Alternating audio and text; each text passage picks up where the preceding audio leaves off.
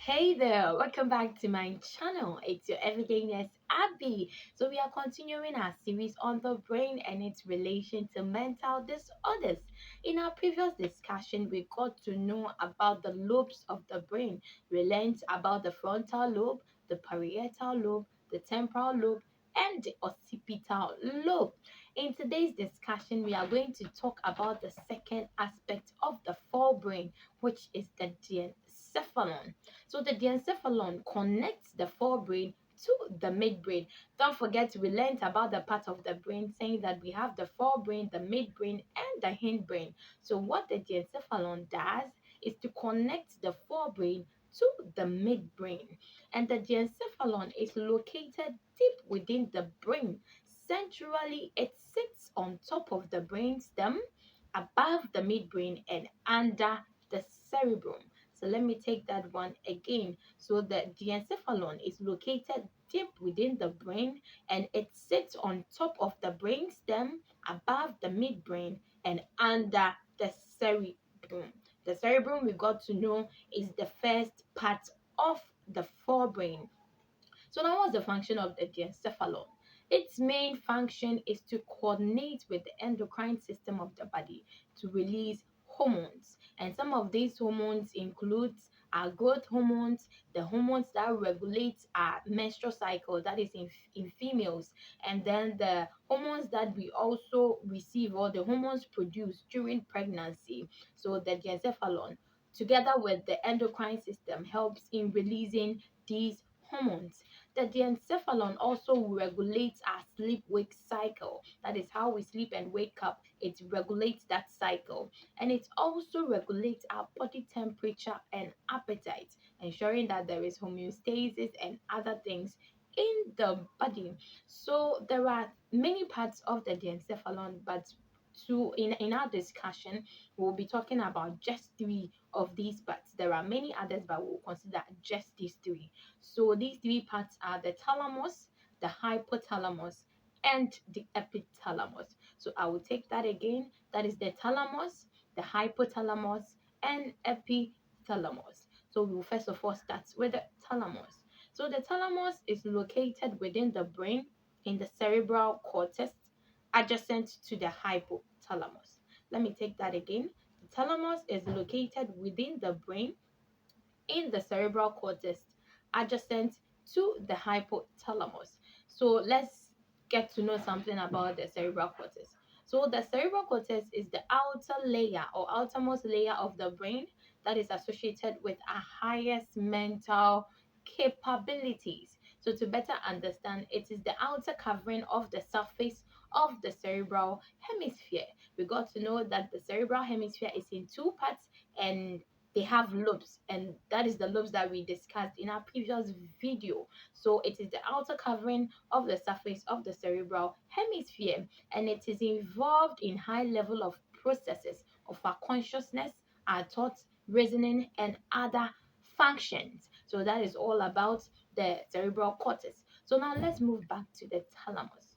So the chief function of the thalamus is processing information going to and from the spinal cord and the cerebrum, and it is also responsible for the regulation of our sleep wake cycle, our consciousness, and alertness. So research has revealed that the thalamus doesn't simply relay the information but plays a part in processing the information to ensure that the information that is going on in the cerebral cortex is correctly conducted so that it doesn't lead to any abnormality in the diencephalon or in the brain. So one thing that we must note is that the thalamus, damage to the thalamus may lead to permanent loss of consciousness due to a strong connection with the cerebral cortex. So that is all about the thalamus. So the second part of the diencephalon is the hypothalamus, and this is a small region located at the base of the brain near the pituitary gland. So it is a small region located at the base of the brain near the pituitary gland. And the pituitary gland is a part of the endocrine system that helps in the secretion of hormones into our bloodstream. So we have hormones in our body like growth hormones, sexual hormones, pregnancy hormones, menstrual cycle hormones. So there are a lot of hormones in our body, and it is the pituitary gland which helps in the release of these hormones. So now there are many functions, even though the hypothalamus is very small, it has a lot of crucial functions that it performs in the body. Some of these functions are releasing these hormones through the pituitary gland. So the hormones for our sexual desires and our menstrual cycle, pregnancy, how the hormones work in our body is all by the hypothalamus. So it helps in the release of these hormones. Secondly, it helps in maintaining certain physiological cycles in the body. That is our sleep wake cycle, how our appetite is regulated. It also regulates our temperature through our sweat. So when you have a high temperature through sweat, as in you sweat a lot, so that homeostasis can be maintained in the body. When there is cold to your body starts shivering, so that it would ensure that there is heat produced in the body to maintain homeostasis.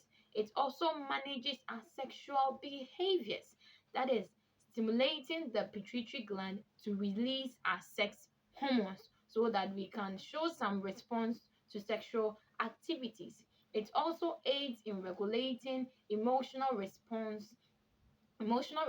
like rage and pleasure, how we respond to certain situations, we bring out rage, or how we have pleasure, we excite ourselves. So that is all about the hypothalamus. I believe there are other things, but this is what we'll consider in our discussion.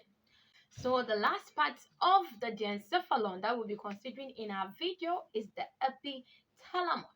So the epithalamus is the posterior segment of the diencephalon, and it consists of the pineal gland, the habenular nuclei, and the stria medullaris.